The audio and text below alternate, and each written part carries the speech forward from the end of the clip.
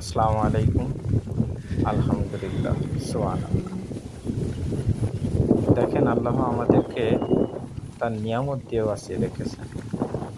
এই জন্য প্রত্যেকটা মুহূর্তে আল্লাহর শুকরিয়া আদায় করা উচিত। সুবহানাল্লাহ, আলহামদুলিল্লাহ। আমাদের কৃষকের মেন খাদ্যশস্য হলো ধান। এই ধান যদি ভালো হয় তাহলে আমাদের কৃষকের মনও ভালো থাকে। এই জন্য আল্লাহর কাছে শুকরিয়া আদায় করা উচিত। আলহামদুলিল্লাহ, সুবহানাল্লাহ।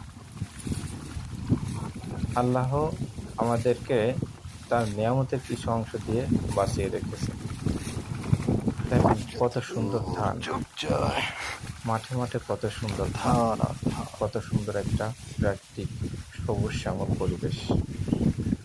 প্রত্যেকটা মুহূর্তেই আমাদের উচিত আল্লাহ পাকের শুকরিয়া আদায় করা।